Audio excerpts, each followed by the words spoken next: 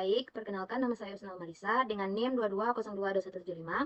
Pada materi ini saya akan menjelaskan tentang pengertian research and development. Metode research and development maknanya dengan metode penelitian pengembangan. Born and Gold 1983 menyatakan bahwa educational research and development is a process is development and valid education products, atau dapat diartikan bahwa penelitian pengembangan pendidikan adalah sebuah proses yang digunakan untuk mengembangkan dan menvalidasi produk pendidikan. Menurut Sukmadinata 2008, research and development adalah pendekatan penelitian untuk menghasilkan suatu produk baru atau menyempurnakan produk yang menghasilkan suatu produk baru atau menyempurnakan produk yang sudah ada. Sementara menurut Sugiono 2009, metode research and development adalah metode penelitian yang digunakan untuk menghasilkan sebuah produk tertentu dan menguji keefektifan produk tersebut. Berdasarkan beberapa pengertian ahli di atas, dapat disimpulkan bahwa metode research and development adalah metode penilaian yang menghasilkan sebuah produk atau mengembangkan produk yang sudah ada dalam bidang pendidikan keahlian tertentu yang selanjutnya diuji validasi efektivitas dari produk tersebut. Metode penelitian deskriptif digunakan dalam penelitian awal untuk menghimpun data tentang kondisi yang ada. Kondisi tersebut mencangkup kondisi produk-produk yang telah ada sebagai bahan perbandingan atau bahan dasar untuk produk yang akan dikembangkan. Yang kedua, kondisi pihak pengguna seperti sekolah, guru, kepala sekolah, siswa, serta pengguna lainnya. Metode evaluatif digunakan untuk mengevaluasi proses uji coba pengembangan suatu produk. Yang kedua, materi karakteristik research and development. Menurut Tiasa 2009 nomor 3, penelitian pengembangan dalam rangka peningkatan kualitas pembelajaran memiliki karakteristik sebagai berikut. Yang pertama, itu masalah yang ingin diperbincangkan adalah masalah nyata yang berkaitan dengan upaya, inovatif atau penerapan teknologi dalam pembelajaran sebagai bertanggung jawab profesional dan komitmennya terhadap pemerolehan kualitas pembelajaran. Yang kedua, pengembangan model, pendekatan dan metode pembelajaran serta media belajar yang menunjang keefektifan pencapaian kompetensi siswa. Yang ketiga, proses pengembangan produk, validasi yang dilakukan melalui uji ahli dan uji coba lapangan secara terbatas perlu dilakukan sehingga produk yang dihasilkan bermanfaat untuk peningkatan kualitas pembelajaran. Yang keempat yaitu proses pengembangan model, pendekatan modul, metode dan media pembelajaran perlu didokumentasikan secara rapi dan dilaporkan secara sistematis sesuai kaidah penelitian yang mencerminkan originalitas.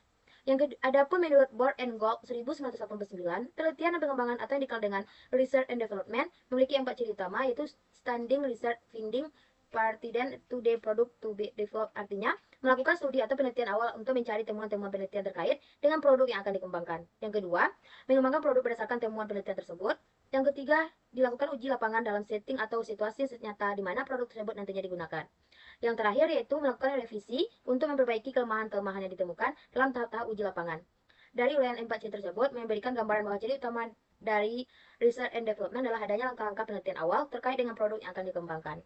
Baik, sekian pemaparan materi saya. Terima kasih. Menjelaskan materi tentang karakteristik research dan development. Karakteristik penelitian mengembangkan berkaitan dengan masalah atau kondisi yang dihadapi atau ingin dipecahkan dalam pendidikan dan benar-benar yang terjadi. Berkaitan dengan usaha inovatif dalam pembelajaran segala untuk pengembangan baik media model. Pendekatan atau metode pembelajaran harus bersifat efektif. Produk yang dihasilkan harus melewati beberapa uji coba dan validasi yang dilakukan oleh para pakar sehingga dapat bertanggung jawab. Materi selanjutnya, langkah-langkah dan metode penelitian pengembangan. Ada 10 langkah pelaksanaan penelitian dan pengembangan, yaitu yang pertama, penelitian dan pengumpulan data. Pada tahap ini, setidaknya ada 2 hal yang harus dilakukan, yaitu studi literatur yang penelitian lapangan. Yang B, perencanaan. Berdasarkan studi pendahuluan yang telah dilakukan, maka dibuat perencanaan rancangan produk yang antara lain mencakup tujuan dari penggunaan produk, siapa pengguna dari produk tersebut. Yang C, pengembangan produk awal. Pengembangan produk awal merupakan rancangan produk yang akan dihasilkan. Namun, desain produk harus dibuat selengkap dan selengkap mungkin.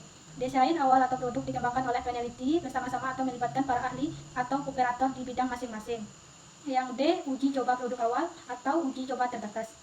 Setelah tes bangku, tes lapangan dilakukan di sekolah atau di labor. Menurut Born dan Hall 1089, uji coba lapangan produk asli sebaiknya dilakukan di sekolah. Selama pelaksanaan percobaan di lapangan, penelitian melakukan observasi intensif dan mencatat isu-isu penting dari responden yang harus dijadikan bahan untuk memperbaiki produk asli. Yang E, penyempurnaan produk awal. Penyempurnaan produk asli mengikuti uji coba lapangan terbatas. Pada fase penyempurnaan produk ini lebih banyak dilakukan dengan pendekatan kualitatif. Penilaian yang dilaksanakan lebih kepada penilaian proses sehingga perbaikan yang dilakukan adalah perbaikan internal. Yang F, uji coba lapangan lebih luas. Meskipun telah diperoleh produk yang lebih sempurna, produk tersebut harus diuji dan disempurnakan kembali. Hal ini dilakukan agar produk yang dikembang memenuhi standar tertentu. Oleh karena itu, kelompok sasaran juga harus disesuaikan eksperimen dan menyampaikan pada tahap awal produk masih berfokus pada pengembangan dan penyempurnaan bahan produk, namun masih belum memperhatikan kesesuaian dalam konteks populasi. G. Penyempurnaan produk hasil uji lapangan lebih luas. Perbaikan produk dari hasil uji lapangan yang lebih besar ini memperkuat produk yang kami kembangkan seperti yang telah dilakukan pada tahap uji lapangan sebelumnya. Yang H. Uji coba produk akhir. Tujuan dari uji produk akhir adalah untuk menguji apakah produk pelatihan layak dan bermanfaat dalam praktek. Pengujian ini tidak lagi ditujukan untuk menyempurnakan produk karena menganggap produk tersebut sempurna. Revisi atau penyempurnaan produk akhir. Untuk meningkatkan produk akhir dianggap perlu untuk mengembangkan produk yang lebih akurat. Pada tahap ini diperoleh suatu produk yang efektif dapat dijelaskan. Diseminasi dan implementasi. Setelah produk akhir dibuat dan diuji keaktifannya, langkah selanjutnya adalah diseminasi, implementasi, dan pengembangan. Produk yang akan dikembangkan membutuhkan sosialisasi yang cukup panjang dan luas. Baiklah, saya akan menjelaskan materi selanjutnya, yaitu ciri-ciri penelitian dan pengembangan, riset dan development. Ada 4 ciri-ciri utama dalam penelitian itu. Pertama, penyelidikan hasil penelitian berkaitan dengan produk yang akan dikembangkan, yaitu melakukan kajian atau penelitian terdahulu untuk mengembangkan hasil penelitian berkaitan dengan produk yang akan dikembangkan. Kedua, mengembangkan basis produk berdasarkan temuan ini, yaitu pengembang produk berdasarkan penelitian awal yang akan dilakukan oleh peneliti. Yang ketiga itu pengujian lapangan di lingkungan yang akhirnya akan digunakan, artinya pengujian di lapangan atau situasi yang paling realistis di mana produk akan digunakan. Keempat, yaitu ditinjau untuk mengatasi semua kekurangan dan diidentifikasi selama fase pengujian lapangan. Dapat diartikan melakukan revisi, perbaikan, kelemahan yang ditemukan pada tahap uji lapangan tersebut. Ini menurut Bohr dan Gall tahun 1989. Selanjutnya itu adalah aspek-aspek penting dalam penelitian, riset, dan development.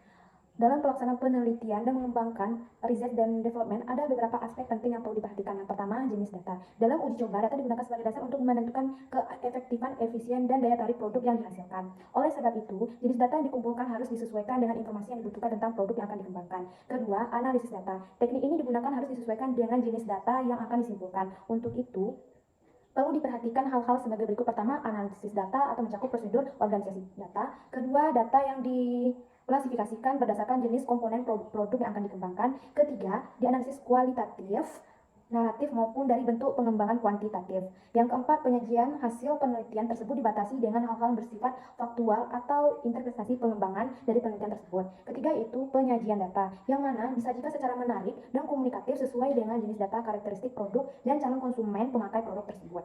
Keempat, revisi produk. Perlu mempertimbangkan hal-hal berikut. Yang pertama, simpulan dari daya tarik yang akan dihasil untuk uji coba. Yang kedua, pengambilan keputusan produk perlu disertai dengan dukungan pembaca bahwa direvisi model produk yang akan lebih baik dan lebih efektif lagi untuk dikembangkan dalam tahap tersebut.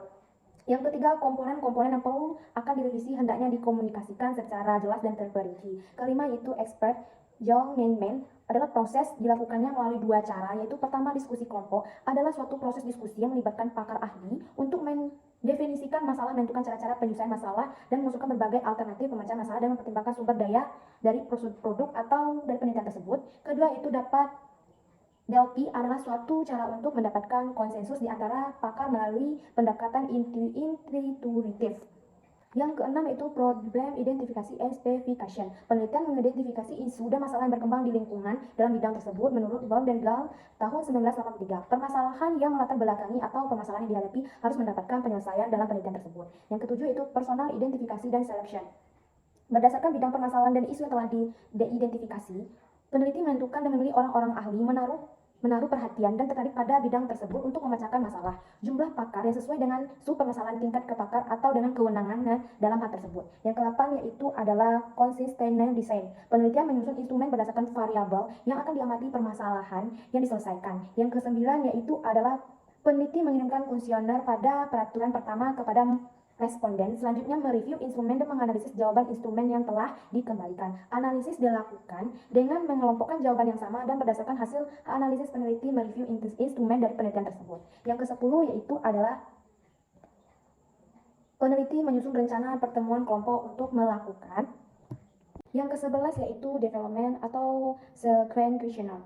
Kuesioner hasil review pada peraturan pertama dikembangkan dan diperbaiki, dilanjutkan dengan kedua dan ketiga. Setiap hasil revisi, kuesioner dikirimkan kembali kepada responden jika mengalami kesulitan dan keraguan dalam merangkum. Maka penelitian dapat meminta klasifikasi dari responden tersebut. Biasanya digunakan hingga 3-5 putaran, tergantung pada keluasan dan kerumitan permasalahan sampai dengan tercapainya konsensus penelitian tersebut. 12 yaitu penelitian menyusun rencana penemuan kelompok untuk melakukan diskusi dan klarifikasi atau jawaban yang telah diberikan. Di sini diargumentasikan dan debat bisa terjadi untuk mencapai konsensus dan memberikan jawaban tentang rancangan dari produk atau instrumen penelitian. 13 yaitu peneliti perlu membuat laporan tentang persiapan proses hasil yang dicapai dalam teknik DOP. Hasilnya perlu diuji coba di lapangan dengan responden yang akan menggunakan model atau produk dalam jumlah yang besar. Saya akan melanjutkan menyampaikan materi terkait problematika penelitian riset dan development. Penelitian metode riset dan development sangat sesuai dilakukan pada penyusunan tesis dan disertasi. Hal tersebut dikarenakan penelitian metode riset dan development ini menghasilkan something new. Berbagai kendala penelitian dengan metode riset dan development dialami oleh peneliti. Adapun kendala-kendala tersebut adalah yang pertama itu membutuhkan waktu yang lebih lama untuk memenuhi prosedur. Yang kedua, riset dan development. Yang ketiga, membutuhkan dana yang lebih dalam tahapan metode riset dan development.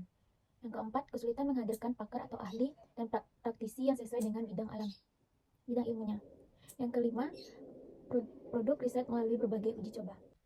Materi yang selanjutnya terkait dari kelebihan dan kekurangan metode riset dan development.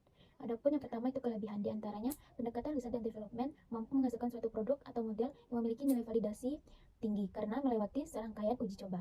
Yang kedua itu pendekatan riset dan development akan selalu mendorong proses inovasi, produk atau model yang tidak henti atau memiliki nilai sustainability yang cukup baik.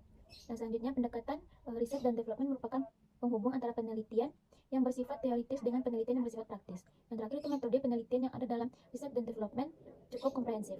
Yang kedua itu ada kekurangan, diantaranya yang pertama itu pendekatan riset dan development memerlukan waktu yang relatif panjang karena prosedur yang harus ditempuh relatif kompleks. Yang kedua, penelitian riset dan development tidak mampu digeneralisasikan secara utuh karena penelitian ini pemodelannya pada sampel bukan pada populasi.